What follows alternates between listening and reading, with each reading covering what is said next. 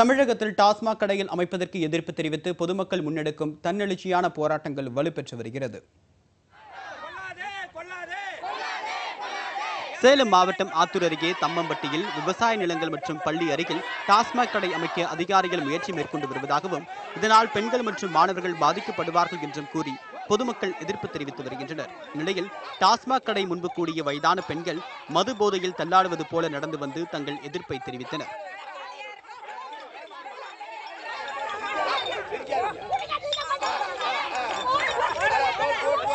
School, கோயில், பிள்ளைங்க, ladies நடமாடும் இடம், காடு, விவசாய காட்டுல யாரும் டாஸ்மாக் கடை வைக்க கூடாது.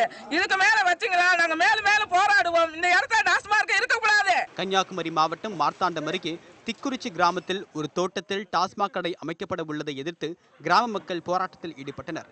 இந்த கட்டிடத்திற்கு செல்லும் வழியில் JCB எந்திரம் மூலமாக பள்ளம் தோண்டி பொதுமக்கள் போராட்டம் நடத்தினர்.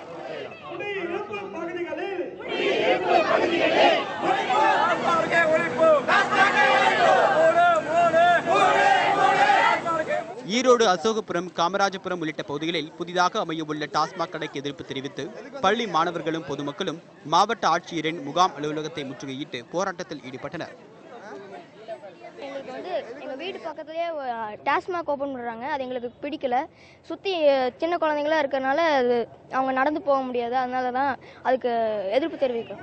சென்னை அடுத்த ஆதம்பாக்கத்தில் குடியிருப்பு பகுதியில் டாஸ்மாக் கடை அமைப்பதை கண்டித்து மார்க்சிஸ்ட் கம்யூனிஸ்ட் கட்சி சார்பில் கண்டன திருமுனை கூட்டம் நடைபெற்றது. அதில் கலந்து கொண்ட மார்க்சிஸ்ட் கம்யூனிஸ்ட் கட்சியின் மாநில செயலாளர் G. ராமகிருஷ்ணன், திருப்பூரில் பெண்கள் மீது தாக்குதல் நடத்திய காவல்துறை அதிகாரிகளை பணியிடை நீக்கம் செய்ய வேண்டும் என்று கேட்டுக்கொண்டார்.